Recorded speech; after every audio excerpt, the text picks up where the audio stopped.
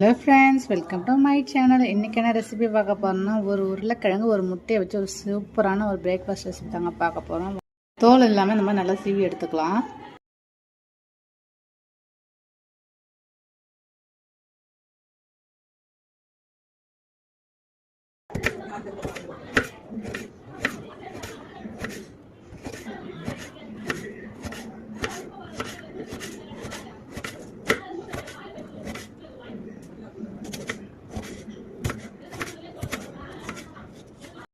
இந்த மாதிரி நல்லா ஸ்லைஸாக கட் பண்ணி எடுத்துக்கலாம். ஒரு முட்டையை உடச்சி ஊற்றிக்கலாம்.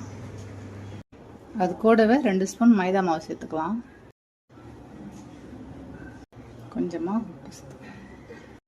2 ஸ்பூன் தண்ணி சேர்த்துக்கலாம். நல்லா மிக்ஸ் பண்ணி விட்டுக்கலாம்.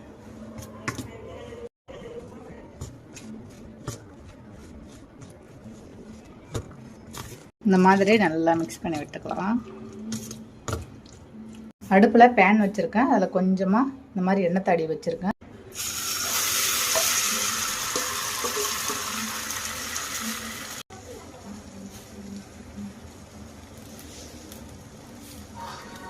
ஒரு டேபிள் ஸ்பூன் எண்ணெய் மேலே சேர்த்துக்கலாம். 5 மினிட்ஸ் ஸ்லோ ஃப்ளேமில் வச்சு மூடி போட்டு வேக வச்சு எடுத்துக்கலாம்.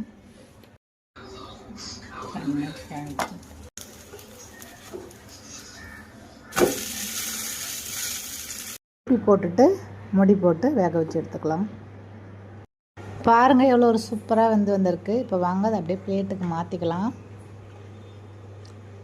வாங்க இது சின்ன சின்ன பீஸாக கட் பண்ணிக்கலாம். பாருங்கள் இந்த மாதிரி நல்லா சின்ன சின்ன பீஸஸாக கட் பண்ணி எடுத்துக்கலாம்.